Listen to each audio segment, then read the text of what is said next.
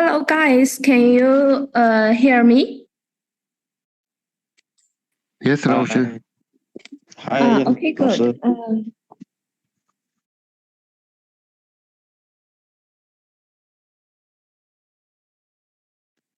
Okay, as usual, we will have a roll call. First one, Yiwan. Yiwan, are you there? No? 任黛西. Yes, 到。任黛西. Oh, 到。 yeah. Yeah, I see you. 胡碧玲. 拜亚. 到。桑托斯. 桑托斯. No.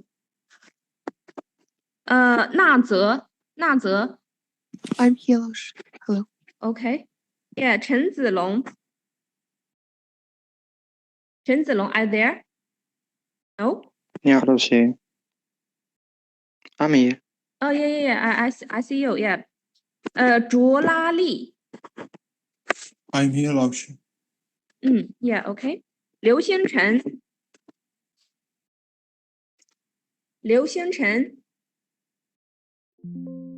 No.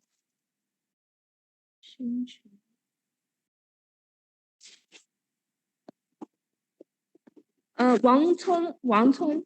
Yeah, I see you. I'm here, 老师. 李帅. Are you there? 你好，老师。 Yeah. Okay. Yes. 陈静荣.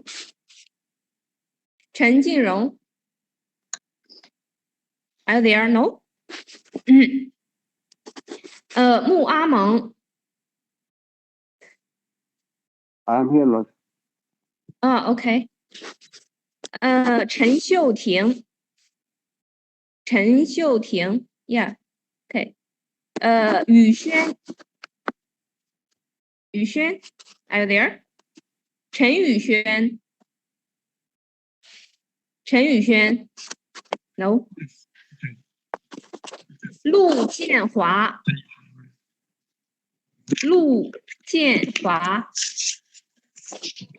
Teacher, can you hear? 陈宇轩。宇轩. Yes. Okay. Yeah. Are you 宇轩 or 陈宇轩? 陈宇轩。陈宇轩. Oh. 陆建华.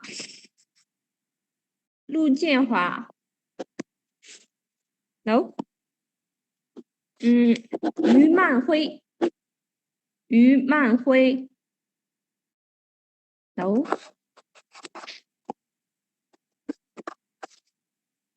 肖恩. Yeah. Last one. 李艳. Yeah. Okay. I see you. 老师, did you mark me? Yeah. I see you. 王聪, Yeah, right? 老师. Yeah. 老师，陈静荣有吗？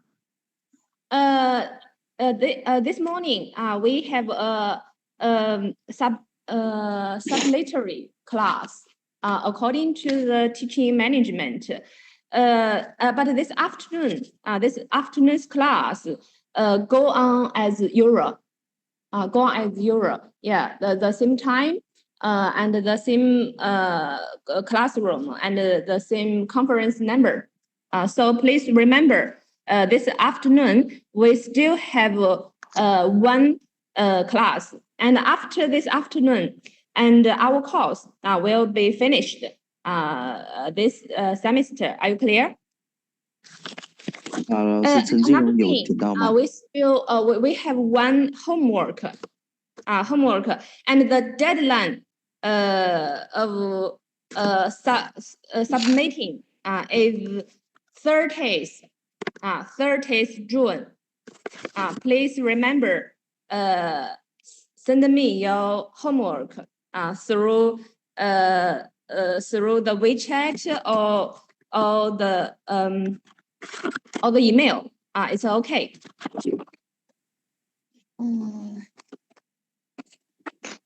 Okay, wait a minute. The machine is some problem.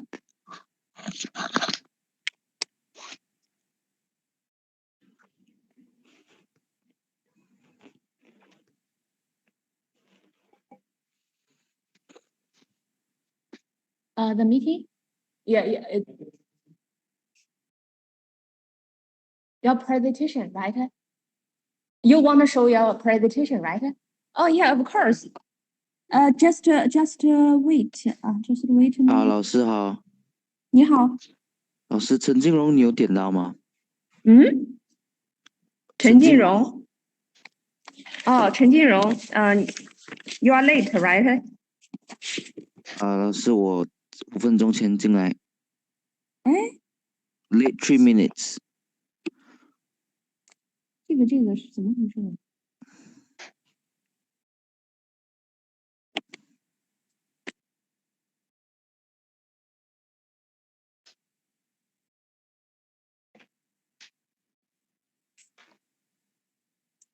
这个系统，there's some problem with this system.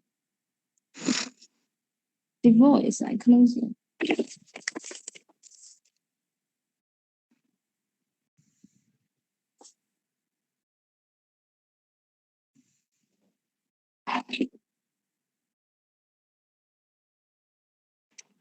Wait a minute.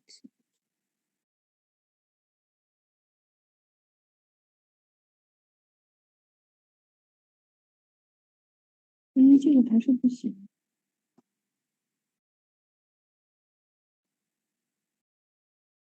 What's wrong with?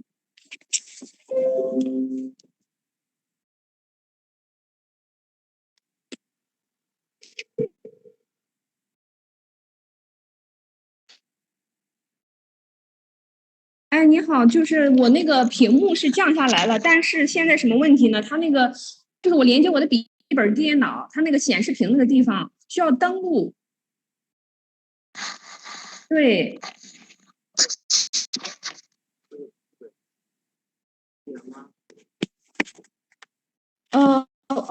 对，我看到了，稍等啊，Type-C。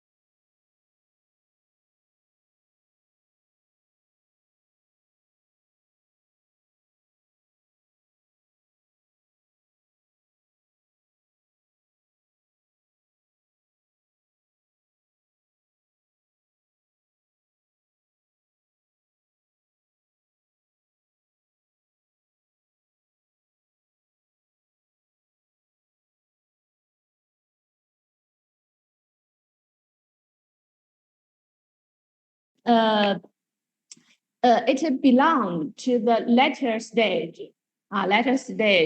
of imperial time, imperial stage. And after the first Opium War, the aftermath of the war is about the signing of the Treaty of Nanjing. The Treaty of Nanjing. And according to this first unequal treaty, China, the Qing government was forced to cede Hong Kong island to the British and opened several places as trading posts, as well as compensated Britain 21 million silver dollars. So this is about the first Opium War. And after the first Opium War, many scholar generals realized the importance of reforming reforming. So they launched this movement, which is also known as the self-strengthening movement. Self-strengthening movement. And the representative scholar generals like Li Hongzhang and Zuo Zongtang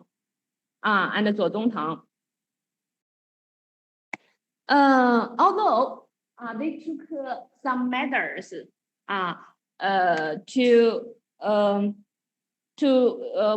change China, but they didn't recognize the significance of political institution and social theories that had fostered Western advances and innovations. So this movement was failure at last.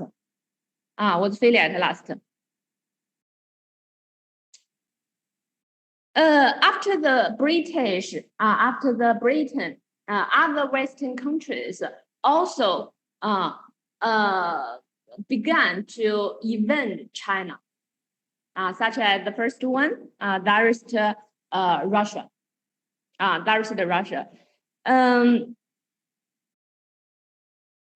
And other Western countries also began to cover up the whole China. You can see this picture. In this picture, different animals represent different countries. In this map, these animals occupied different areas in China, such as this big bear representing Tsarist Russia, and it mainly occupied the northeast part of China, and it's here. This one is the line representing the Great Britain, and here the eagle representing America, and here frog representing France. So at that time, you can see most of part of China were occupied, were covered up by this strong Western countries, and they got a lot of benefits from a series of unequal treaties. And the Second Opium War was another aggression war.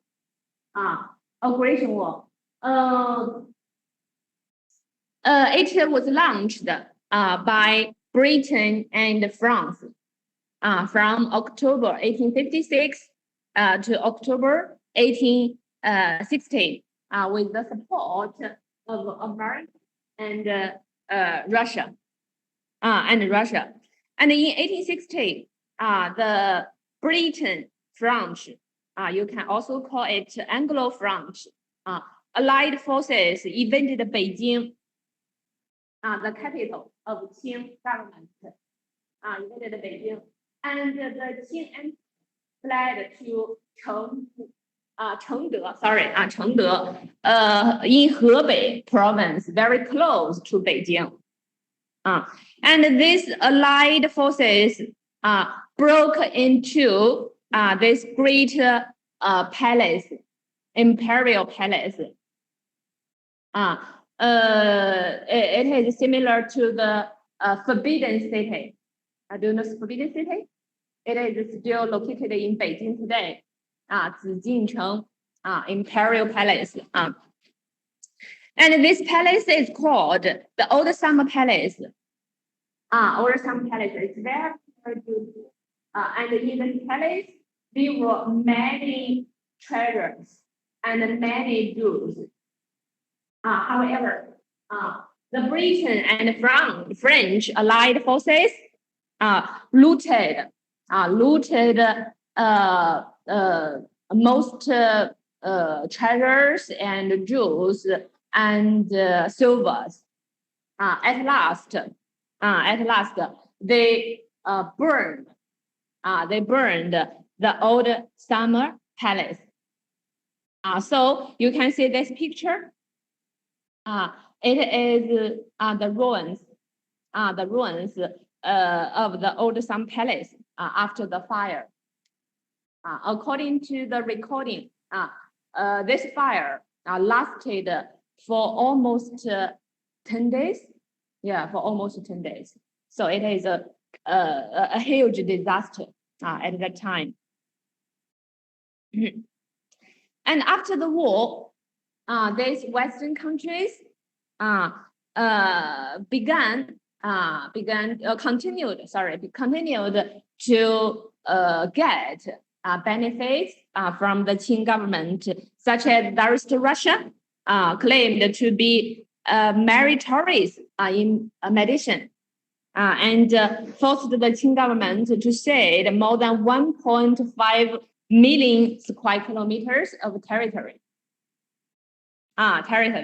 And at last, they signed another unequal treaty named Treaty of Beijing. Treaty of Beijing. And according to this war, Russia penetrated into Xinjiang, Chinese Xinjiang. Sino-Japanese War broke out from 1894 to 1895.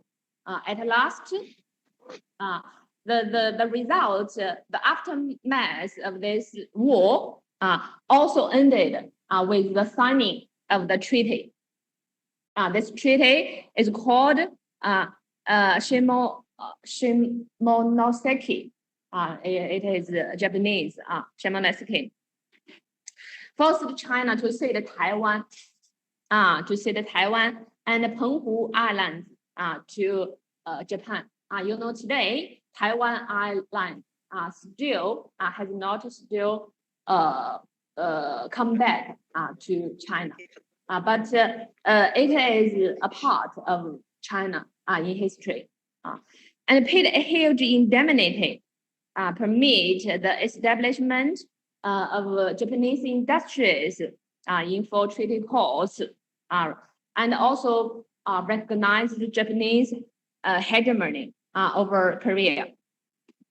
So facing the invasion of Western countries, the Qing ruler, the Qing emperor, realized the significance of reforming.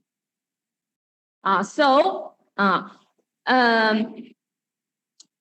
Qing emperor Guangxu began to try some ways to change China, to make China become strong. As this reforming only lasting 103 days, so it is also called the 100 days reform. The 100 days reform. And here is about the contents.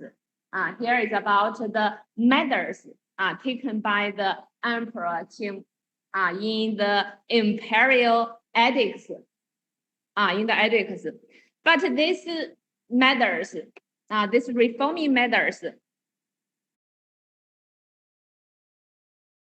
were objected by some political opportunists, even the Empress Dowager Cixi, because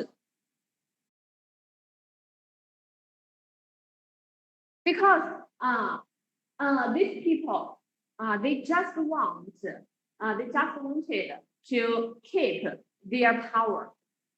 their power. They just wanted to keep the Qing government, the Qing dynasty. They did not want to change the political institution like Western countries to build another new political institution, such as democracy or something others. So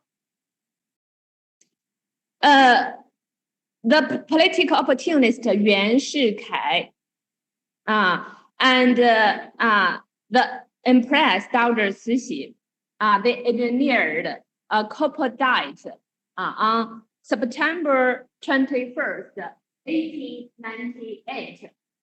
1898, forcing the young reformed-minded Guangxu into seclusion.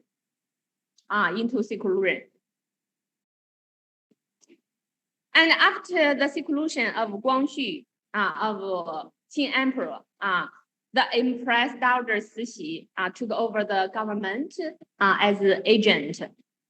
So the 100 Days reform also failed at last.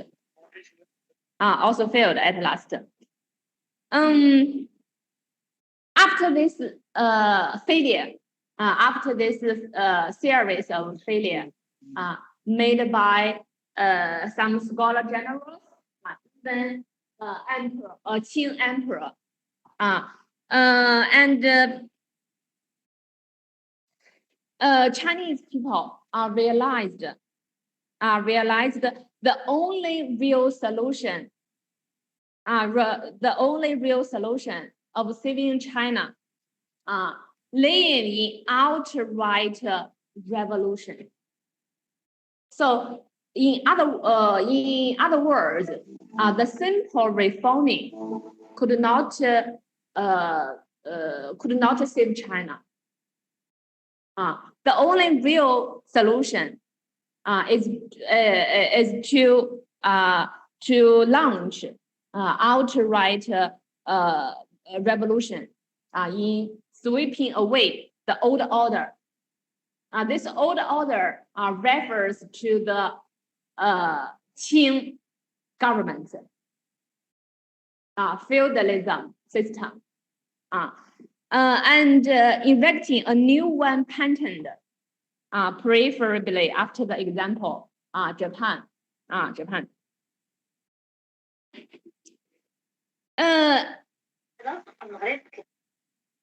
In the revolution, the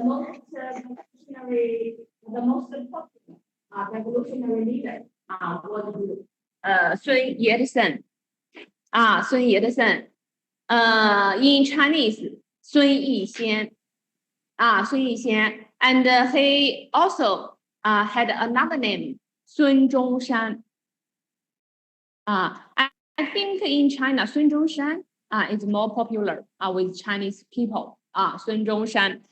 But his real name is Sun Wen.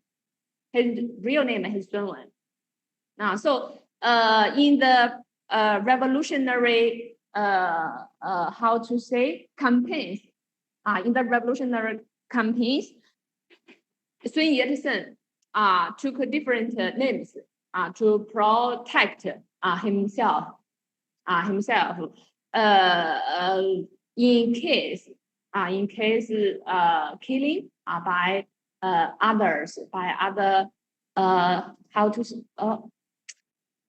反对者 I don't know. Yes.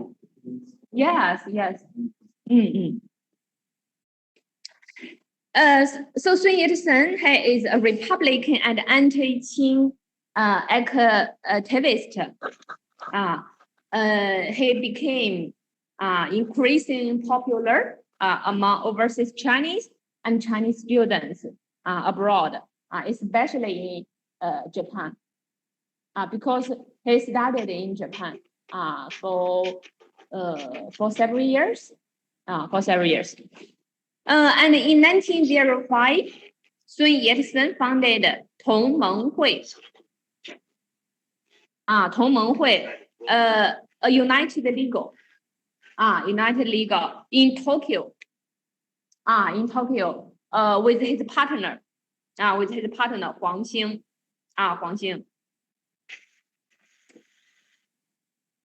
In Japan,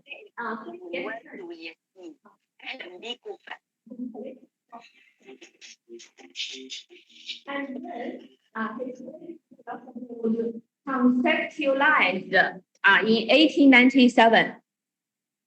First, initiated in Tokyo in 1905. All of his political philosophy are concentrated on the three principles of the people. In another word, his political philosophy was also called three principles of the people. In Chinese, 三民主义. 三民主义.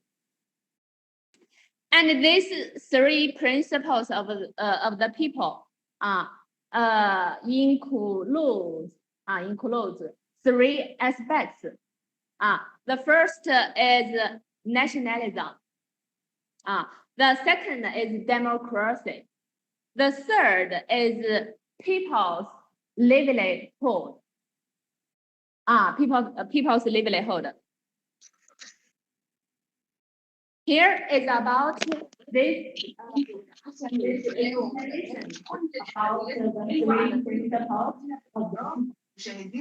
first one, nationalism. Nationalism mainly called for overthrowing the Manchus. The Manchus refer to the Qing government. Because the Qing government was established by Manchus people. Do you remember? Manchus. So overthrowing the Manchus is equal to overthrowing Qing government, Qing dynasty, and ending foreign hegemony over China. As we learned before, because many Western countries they wanted to cover up China, and they got a lot of benefits according a series of unequal treaties. So ending foreign hegemony over China is also the target, is also the goal of nationalism. Nationalism. This is the first one. And the second is democracy. Democracy was used to describe this goal of popularly elected Republican form of government. After overthrowing Qing government, Sun Yat-sen wanted to build another new political institution like Japan.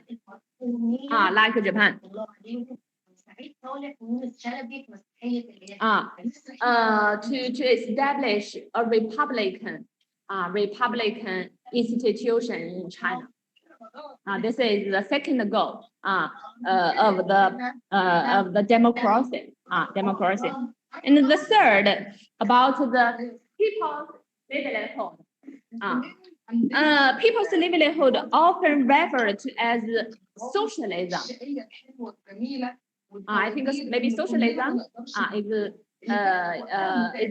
easy for you to understand. Was aimed at helping the common people through regulation of ownership of the means of production and land.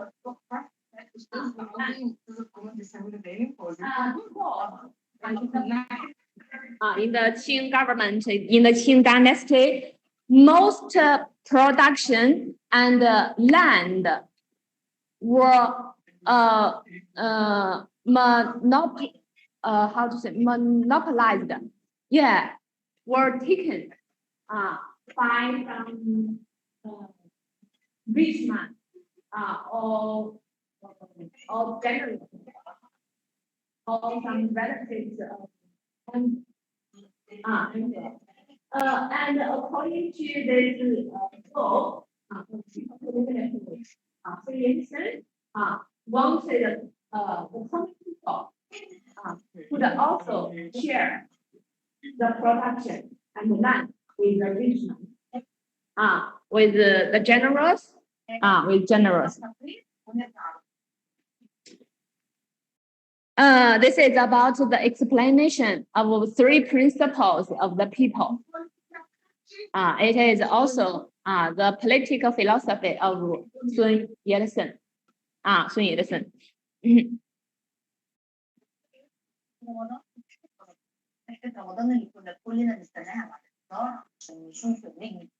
So after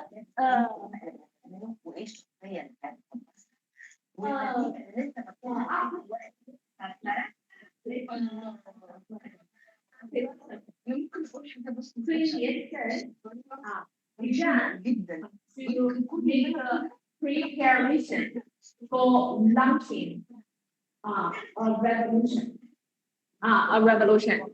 And this Republic Revolution broke out on October 10th, 1911.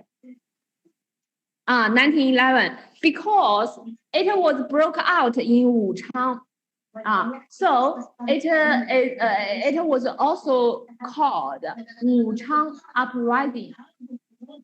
Wuchang Uprising. Do you know Wuchang? In Hubei. In Hubei province. Hubei province. It's here. You can see. This place is Wuchang, and this whole part is Hubei. Is Hubei. In the middle of Yangtze River. Do you know Yangtze River? Here you can see here. This is Yangtze River, the longest river in China. Longest river in China.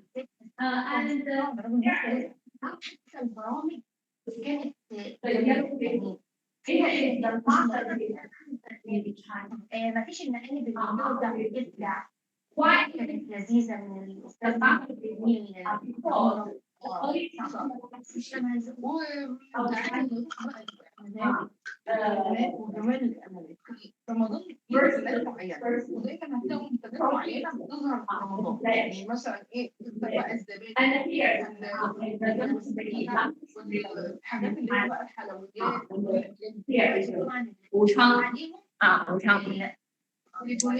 and also because it broke out on October 1911.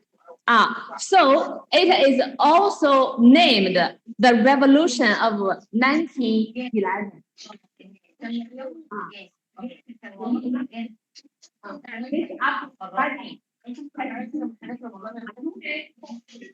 The Wuchang Uprising, and you can also call it the Revolution of 1911. One is named by the place,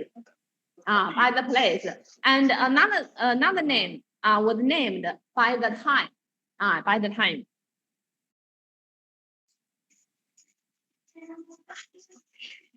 According to this, by late November 1911, 15 of the 24 provinces had declared their independence of the Qing Empire, of Qing dynasty.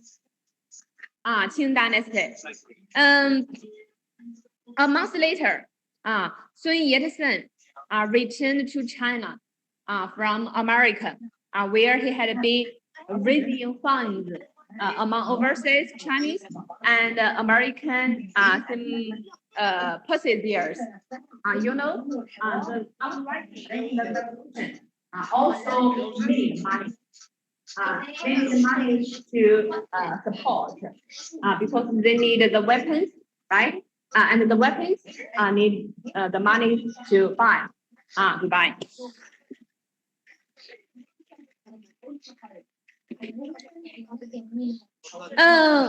And after the ending of uprising, after the ending of 1911, on January 1st, 1912, Sun Yat-sen was inaugurated in 19.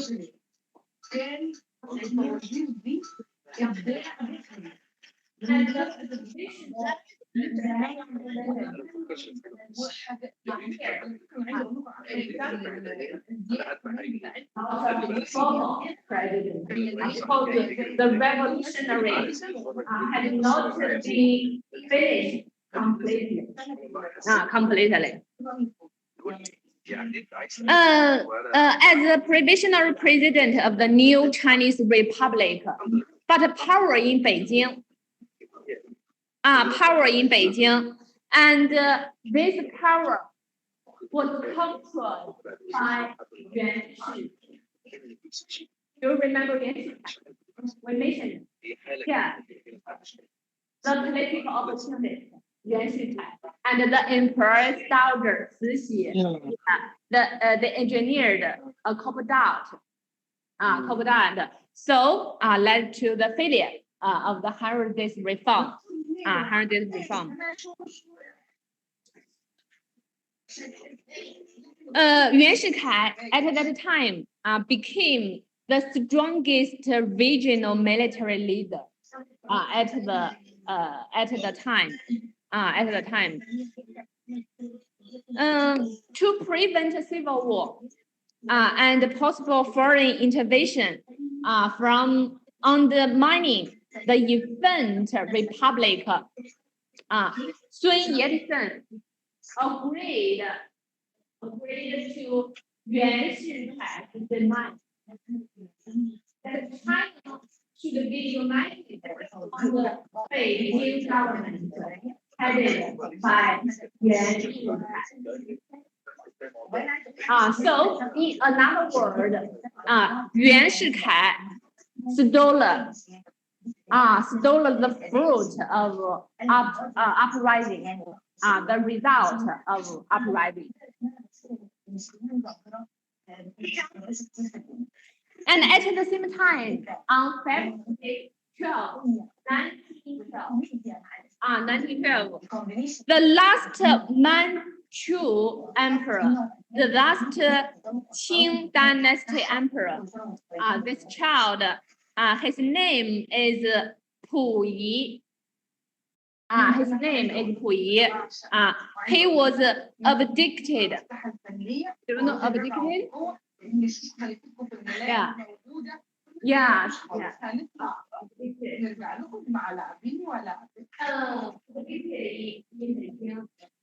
yes, was born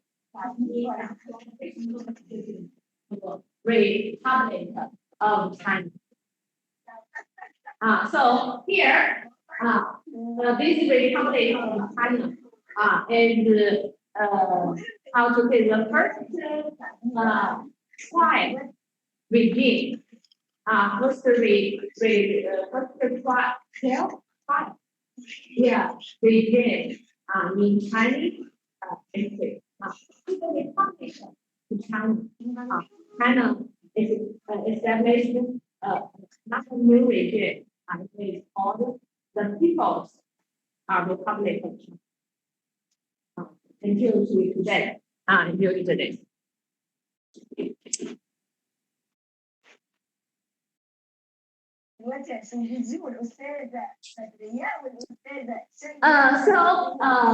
The next part is about the history of the Republic of China. During this time, during the time,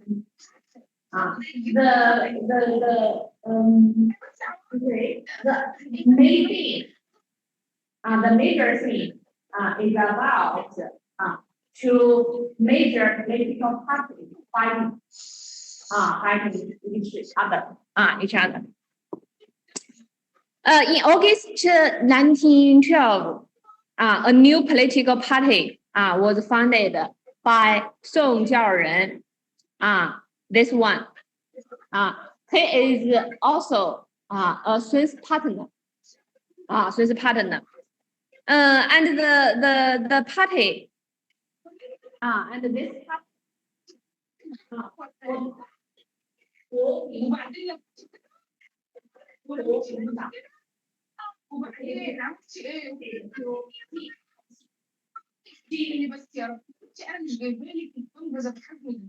It is the national. It is the National People's Party. National People's Party, and frequently referred to as the Nationalist Party or Nationalism Party. Nationalism Party. It is an amalgamation of small political groups, also including Sun Yat-sen's 同盟会. 同盟会 established in 北京 in 北京 不 in Tokyo, sorry, in Tokyo.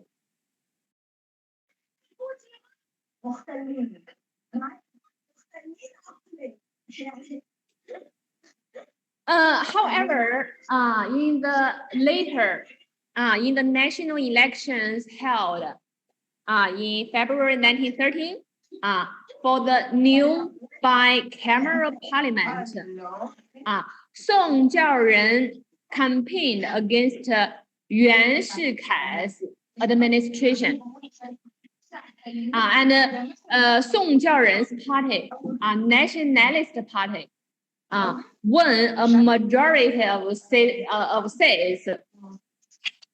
However, this result made Yuan Shikai discontent, unsatisfied. So Yuan Shikai dispatched some people to kill Song Jiaoren. To kill Song Jiaoren.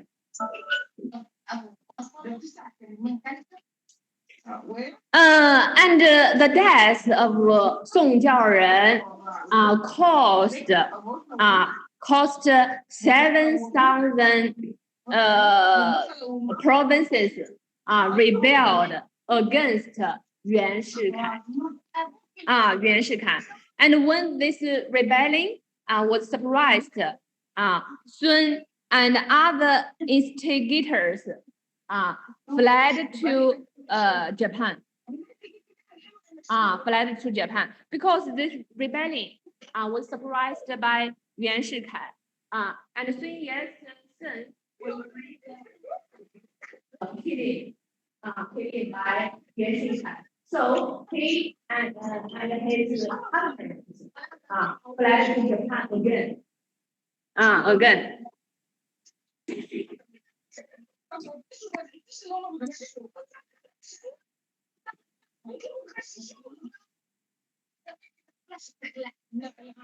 After the failing of uprising in October 1913, an intermediate parliament formally elected Yuan Shikai as the president of the Republic of China. China. To achieve international recognition, Yuan Shikai also came to Outer Mongolia and Tibet. Tibet, also called Xizang. Tibet. And in November, Yuan Shikai, as the legally president, ordered the Kuomintang dissolved. Kuomintang was established by Song Jiaoren, and he killed Song Jiaoren. He killed Song Jiaoren. And here, he also ordered the Kuomintang dissolved. and its members removed from the parliament. From parliament. Within a few months, he suspended the parliament and the provincial assemblies and forced the promulgation of a new constitution. This new constitution,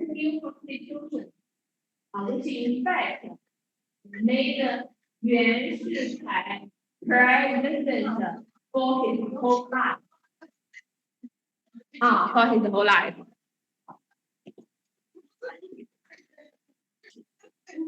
Okay, let's take a short break. All right, 5 minutes. Okay. Do you feel cold? You can turn it off.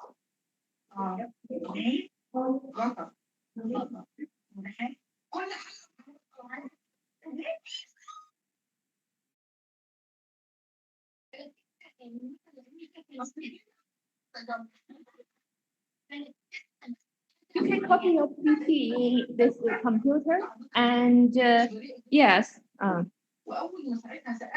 think it's here. This one. Yeah.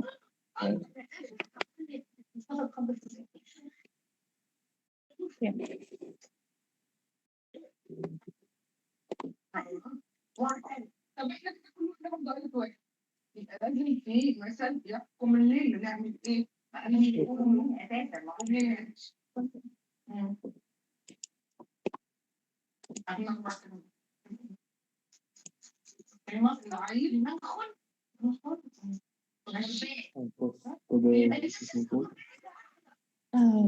But I think maybe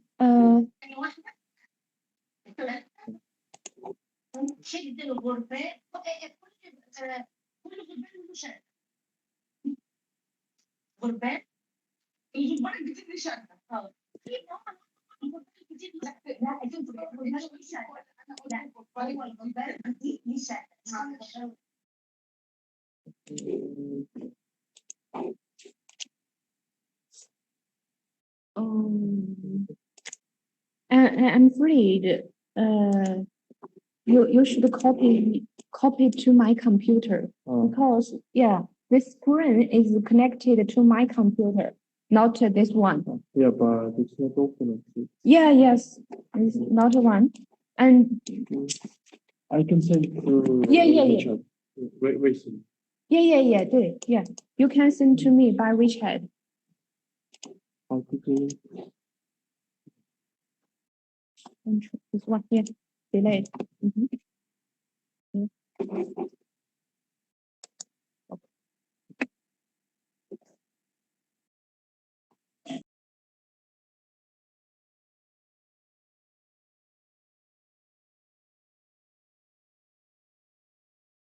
Yeah, it's here.